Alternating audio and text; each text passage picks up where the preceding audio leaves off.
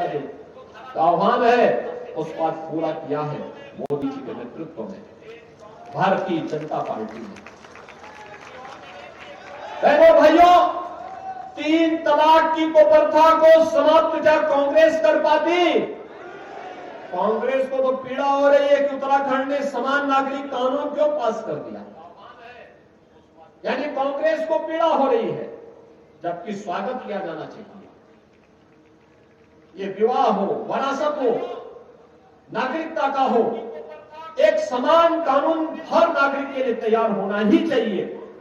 और यह कार्य उत्तराखंड सरकार ने किया है। मैं धामी जी को और उनकी पूरी कैबिनेट को हृदय से बधाई देता हूं।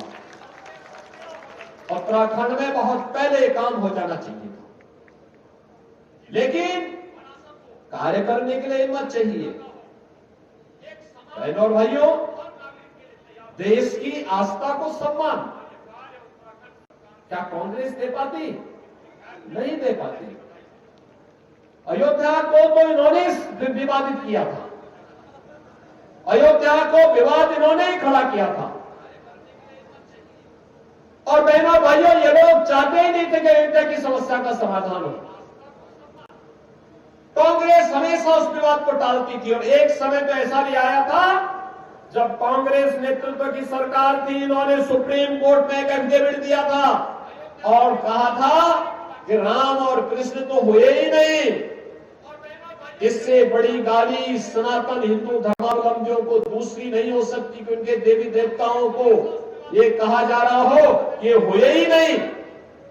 बहनों और भाइयों, हमने न केवल राम और कृष्ण के अस्तित्व को स्वीकार किया, बल्कि उन्हें अपनी विरासत से जोड़ करके आज अयोध्या में भगवान राम के भव्य मंदिर के निर्माण का कार्य भी संपन्न किया है।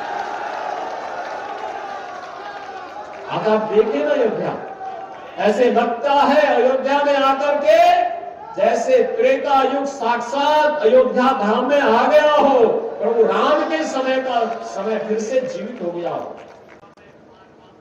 अयोध्या में मथुरा, वृंदावन, बरसाना, गोकुल, गोवर्धन, इन सभी तीर्थों को हम लोगों ने उसी रूप में सजाने संवारने का काम किया है।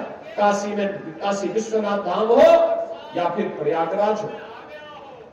बहनों और भाइयों, ऐसे ही उत्तराखंड में केदारनाथ धाम हो या बद्रीनाथ धाम, पूरी सुंदरता के साथ उनका सौंदर्यीकरण के कार्यक्रम को वर्तमान में भारतीय जनता पार्टी सरकार उन्हें एक नई पहचान के साथ देश और दुनिया के सामने प्रस्तुत कर रही है। 4 धाम की यात्रा की सफलता अपने आप में एक अद्भुत कहानी कहती है। ये भारतीय जनता पार्टी सरकार की देन।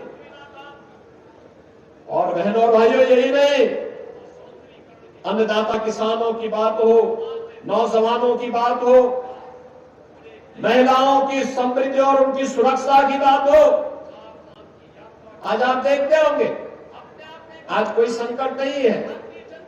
आज तो संकट उन्हीं लोगों में है जो भ्रष्टाचारी है।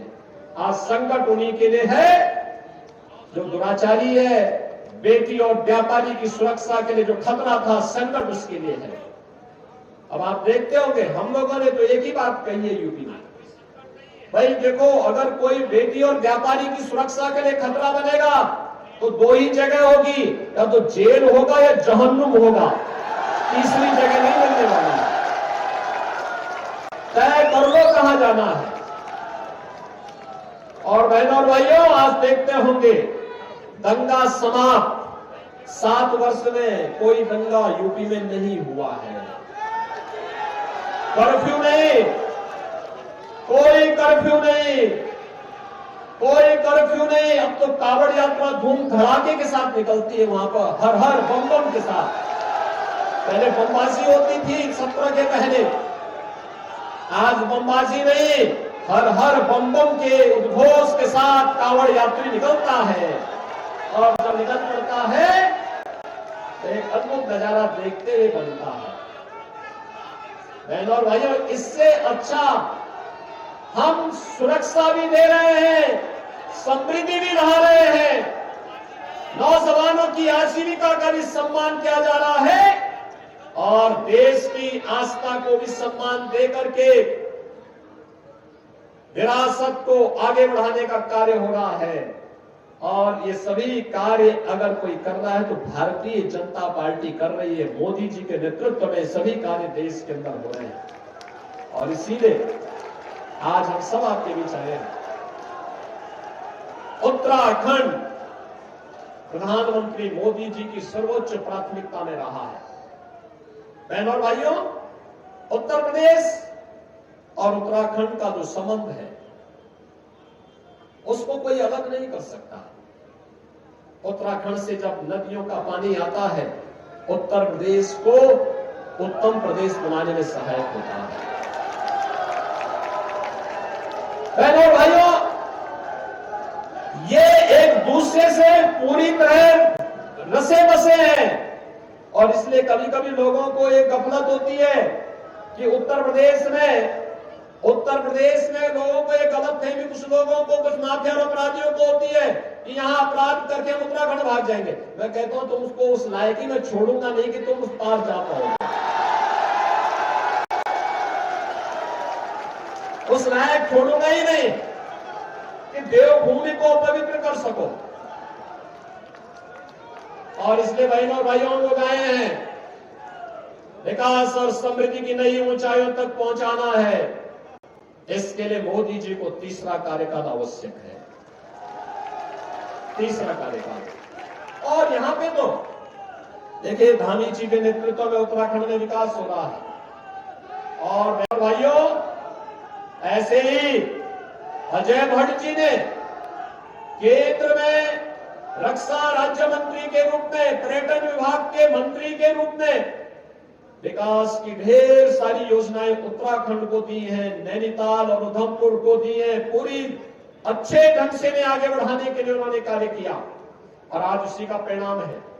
वे यूपी में भी रुचि देते हैं। यूपी में हमारा डिफेंस कॉरिडोर बन रहा है, 6 रोड बन रहे हैं और उन 6 के 6 रोड में भी उनका पूरा सहयोग मिलता है उत्तर प्रदेश के अंदर भी, जिससे रक्षा उत्पादन के लिए आत्मनिर्भर बन सके भारत। प्रधानमंत्री मोदी जी के नेतृत्व में आज भारत विकास की जिन नई बुलंदियों को छूने के लिए आगे बढ़ा है। पहला होता था कि हमें रक्षा आपूर्ति के लिए दुनिया पर निर्भर रहना पड़ता था और आज बहनों और भाइयों, रक्षा आपूर्ति न केवल भारत के अंदर भारत की इकाइयां कर रही है, बल्कि दुनिया के तमाम देशों को भी अब हम यहां से निर्यात करने की स्थिति में निर्यात कर रहे हैं। दुनिया आज हमारी तरफ देख रही है। नेतृत्व का भाव था, पहले नेतृत्व नहीं था, देश के बारे में नहीं सोचती, जाति के नाम पर लड़ाते थे, तुष्टीकरण की राजनीति करते थे, अराजकता पैदा करते थे। ये जो परिवर्तन देश में देखने को मिला है, आपके एक वोट ने किया है। ये आपका एक वोट गलत हाथ में जाता था, देश को बर्बादी की ओर ले जाता था, आतंकवाद भड़काता था, भ्रष्टाचार बढ़ाता था, संप्रदाय के नाम पर समाज में तनाव पैदा करता था। आपने एक वोट बीजेपी को दिया, मोदी जी को दिया, देश का कायाकल्प हो गया, नए भारत का दर्शन हो रहा है, एक भारत श्रेष्ठ भारत के दर्शन हो रहे हैं।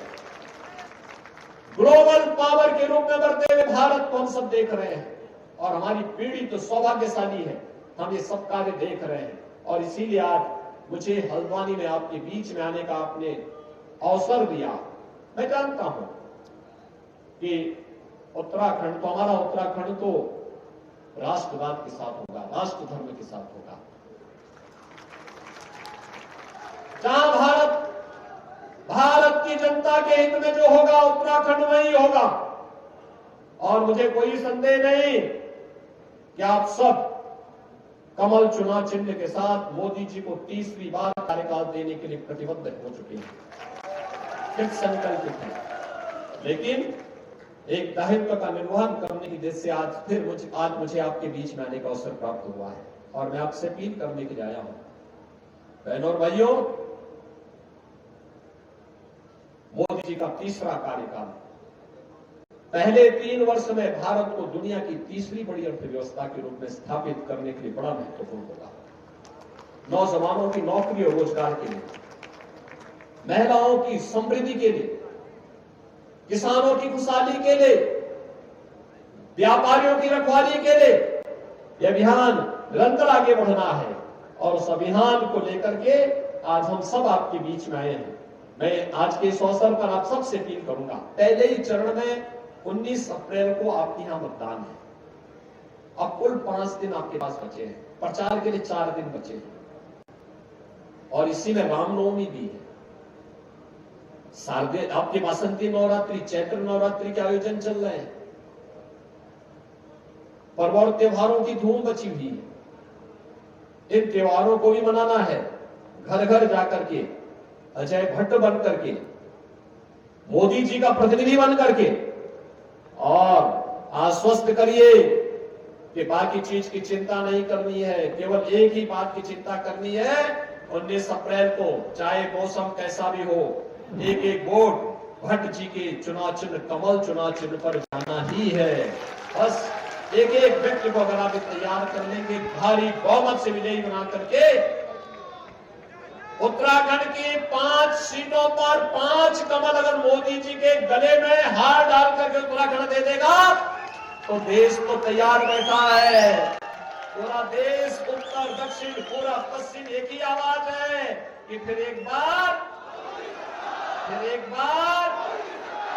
अब की बार 400 पार के लक्ष्य के साथ पूरा देश तैयार बैठा है। उत्तराखंड भी तैयार है ना? सभी लोग तैयार हैं तो मेरे साथ बोलेंगे, भारत माता की, भारत माता की जय श्री राम, जय जय श्री राम।